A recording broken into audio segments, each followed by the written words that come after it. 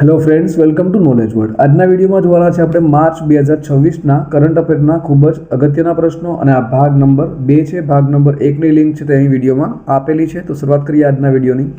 પ્રથમ પ્રશ્ન છે, ગુજરાતની 5મી રામસર સાઇટ બનનાર છારીઢંઢ છે તે કયા જિલ્લામાં આવેલું છે? તો આ જે છારીઢંઢ છે તે કચ્છ જિલ્લામાં આવ્યું છે, માટે કચ્છ આવશે. ત્યાર પછી જોઈએ તો 77મા પ્રજાસત્તાક દિવસની રાષ્ટ્રીય પરેડમાં ગુજરાતના ટેબ્લો છે તે સતત કેટલા વર્ષ સુધી પોપ્યુલર ચોઇસ કેટેગરીમાં પ્રથમ એવોર્ડ મળ્યો છે? તો સતત 4 વર્ષ, એટલે કે સતત 4 વર્ષ છે તેને પોપ્યુલર ચોઇસ કેટેગરીમાં પ્રથમ એવોર્ડ છે તે મળ્યો છે. હવે ત્યાર પછી જોઈએ તો આંગણવાડીઓના 3 થી 6 વર્ષના બાળકો માટે તૈયાર કરવામાં આવેલ નવીન પૂર્વ પ્રાથમિક અભ્યાસક્રમનું નામ શું છે? તો આ જે અભ્યાસક્રમ છે તેનું નામ છે આધારશિલા. નેક્સ્ટ જોઈએ તો ગુજરાતના કયા શહેરમાં રિન્યુએબલ એનર્જી કોન્ક્લેવનું આયોજન થયું છે? તો તે ગાંધીનગર ખાતે આજે રિન્યુએબલ એનર્જી કોન્ક્લેવ છે તેનું આયોજન થયું હતું. વંદે માતરમ ગીતની 150મી જયંતિ નિમિત્તે શરૂ થયેલ 25 દિવસીય વંદે માતરમ કોસ્ટલ સાયક્લોથોન 2026 કેટલા રાજ્યોને આવરી લેશે? તો આ જે સાયક્લોથોન છે તે કુલ 11 રાજ્યો છે તેને આવરી લેશે. ત્યાર પછી જોઈએ તો ઈસવીસન 1971માં કયા દેશમાં પ્રથમવાર રામસર સંમેલન યોજાયું હતું? તો તે ઈરાન ખાતે આ જે રામસર સંમેલન છે તે યોજાયું હતું. કેન્દ્રીય બજેટ 2026 કયા મુખ્ય લક્ષ્યો અથવા તો કર્તવ્ય પર આધારિત છે, અથવા તો કેટલા કર્તવ્ય પર આધારિત છે? તો તે કુલ 3 કર્તવ્યો પર આધારિત છે. અને કયા કયા? તો આ પણ મહત્વનું છે કે ઓપ્શનમાં અથવા તો પ્રશ્નમાં આવી રીતે પૂછી શકે. તો તેના જે 3 કર્તવ્ય છે તે આપેલા છે. પહેલું છે આર્થિક વિકાસને વેગ આપવો, બીજું છે જનશક્તિનું કેપેસિટી બિલ્ડિંગ અને ભાગીદારી, અને ત્રીજું છે કૃષિ, ગ્રામીણ અર્થતંત્ર અને સર્વગ્રાહી વિકાસ. તો આ કુલ 3 કર્તવ્ય પર આજે કેન્દ્રીય બજેટ 2026 છે તે આધારિત છે. નેક્સ્ટ જોઈએ તો કેન્દ્રીય બજેટ 2026માં બાયોફાર્મા શક્તિ કાર્યક્રમ માટે કેટલા હજાર કરોડની ફાળવણી કરવામાં આવી છે? તો બાયોફાર્મા શક્તિ કાર્યક્રમ માટે 10,000 કરોડની ફાળવણી છે તે કરાઈ છે. મોડર્ન ડિજિટલ ઇન્ફ્રાસ્ટ્રક્ચર અને સીમલેસ કનેક્ટિવિટી માટે ગુજરાતે કઈ કંપનીની સબસિડિયરી સાથે LOI એટલે કે લેટર ઓફ ઇન્ટેન્ટ એક્સચેન્જ કર્યા છે? તો તે કર્યા છે સ્પેસએક્સ સાથે. જે સ્પેસએક્સની કંપનીની જે સબસિડિયરી છે Starlink satellite communication private limited, તેની સાથે આ જે LOI છે તે એક્સચેન્જ કરવામાં આવ્યા છે. દેશની કુલ પુનઃપ્રાપ્ય ઉર્જા ઉત્પાદનમાં ગુજરાતનો ફાળો કેટલા ટકા છે? તો તેમાં ગુજરાતનો ફાળો છે તે 64% છે. નેક્સ્ટ જોઈએ તો નવસારી ખાતે ઉત્પાદન કરવામાં આવતા અમલસાડી ખાલી જગ્યાને GI ટેગ મળ્યો છે. તો હાલમાં જે અમલસાડી ચીક્કુ છે તેને GI ટેગ છે તે આપવામાં આવ્યું છે, માટે ચીક્કુ આવશે. નેક્સ્ટ જોઈએ તો 16મા નાણાપંચ અંતર્ગત ગુજરાત માટે સેન્ટ્રલ ડિવોલ્યુશન 3.48%થી વધારીને કેટલા ટકા કરવામાં આવ્યું છે? તો આજે સેન્ટ્રલ ડિવોલ્યુશન છે તે 3.48%થી વધારી અને 3.75% છે તે કરવામાં આવ્યું છે.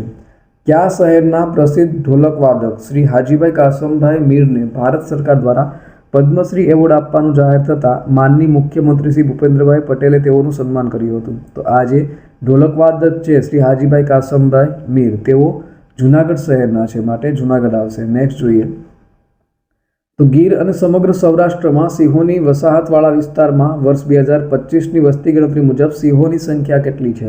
તો સિંહોની સંખ્યા છે તે 891 છે 2025ની વસ્તી ગણતરી મુજબ.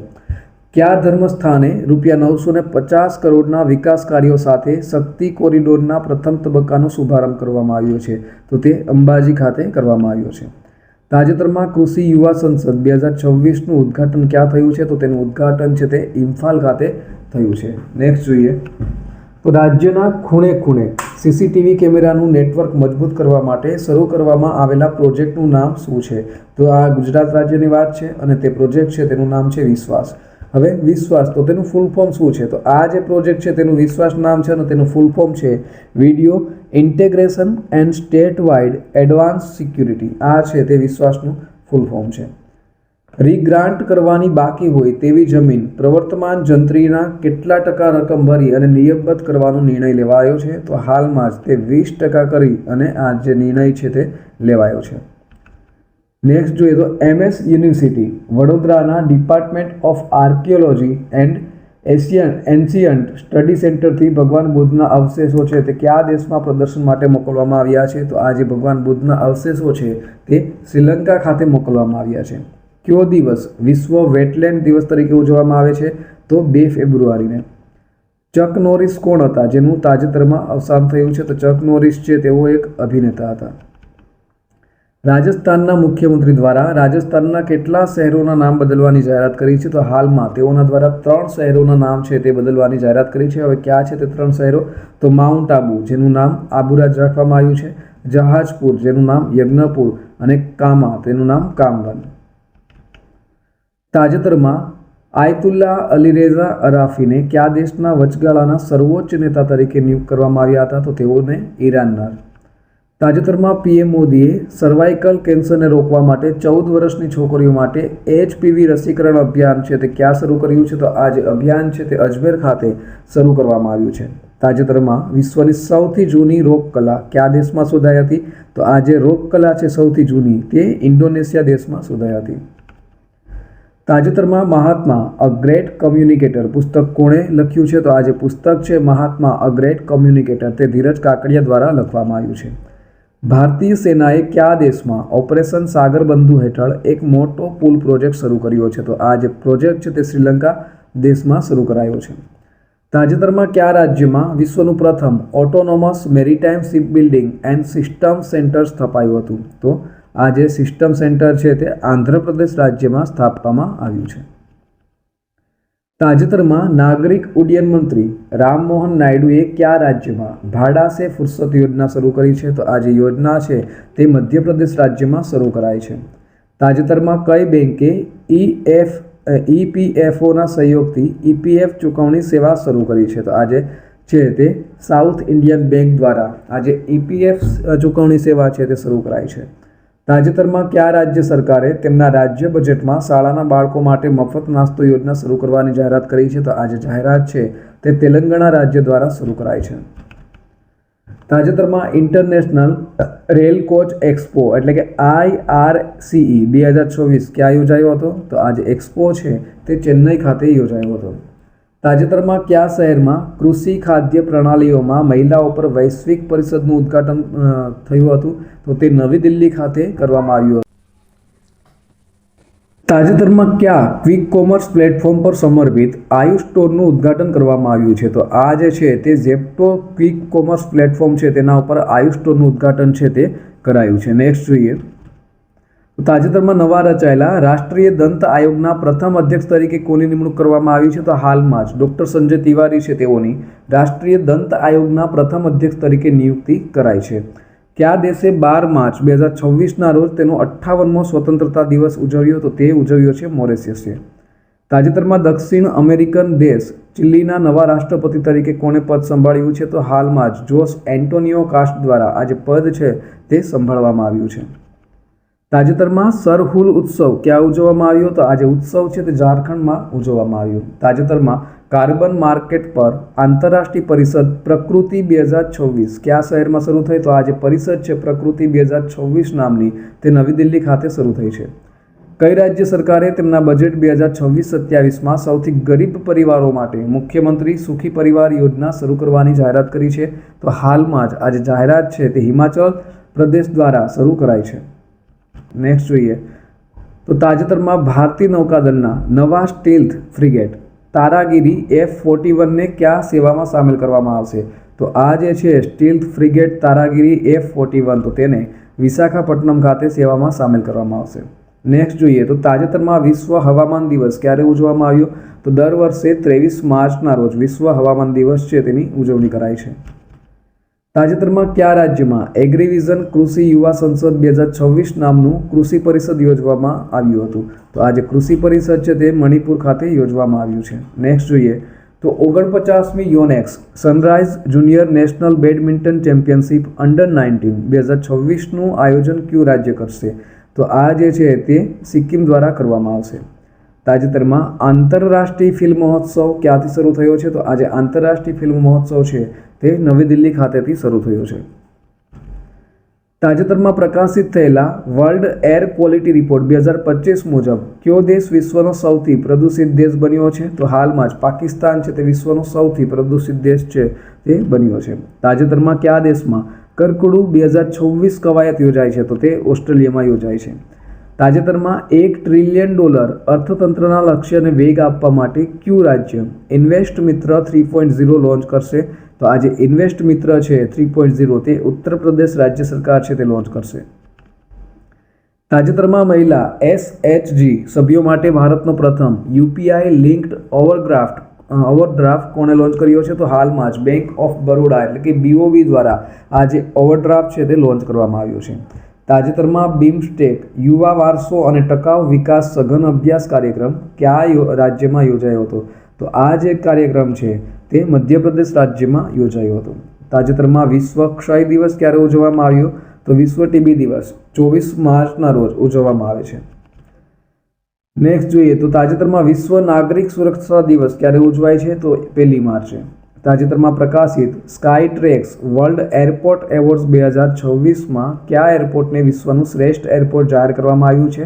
તો ચાંગી એરપોર્ટ જે સિંગાપુરનું છે અને તેને વિશ્વનું સૌથી શ્રેષ્ઠ એરપોર્ટ છે તે જાહેર કરાયું છે. તાજેતરમાં ભારતનો પ્રથમ ઠંડા રણ નદી કિનારા પુનઃ સ્થાપન પ્રોજેક્ટ ક્યાં શરૂ કરવામાં આવ્યો હતો? તો આ જે પ્રોજેક્ટ છે તે લદ્દાખ ખાતે શરૂ કરવામાં આવ્યું છે. નેક્સ્ટ જોઈએ તો તાજેતરમાં કયા દેશે Max social media app launch કરી છે? તો આ જે એપ છે તે રશિયા દ્વારા લોન્ચ કરાઈ છે. તાજેતરમાં કયા દેશના ભૂતપૂર્વ વડાપ્રધાન લિયોનેલ જોસ્પિનનું અવસાન થયું છે? તો તેઓ ફ્રાન્સના હતા.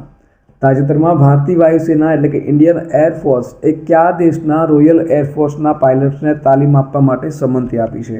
તો તે બ્રિટનનું છે રોયલ એરફોર્સ અને તેઓને તાલીમ આપવા માટેની સંમતિ છે તે આપવામાં આવી છે. તાજેતરમાં 26 માર્ચે કયા દેશનો સ્વતંત્રતા દિવસ ઉજવવામાં આવ્યો? તો હાલમાં જ બાંગ્લાદેશ છે તેનો 26 માર્ચે સ્વતંત્રતા દિવસ છે તે ઉજવાયો. તાજેતરમાં પશ્ચિમ એશિયાઈ કટોકટી વચ્ચે કયા દેશે ઉર્જા કટોકટી જાહેર કરી છે? તો હાલમાં જ ફિલિપાઇન્સ દ્વારા ઉર્જા કટોકટી છે તે જાહેર કરાઈ છે. તાજેતરમાં ભારત અને રશિયા એક નવા દ્વિપક્ષી કાર્યસૂચિ તરફ પરિષદ ક્યાં યોજાઈ હતી? તો તે મોસ્કો ખાતે આજે પરિષદ છે ભારત અને રશિયા વચ્ચે તે યોજાઈ હતી.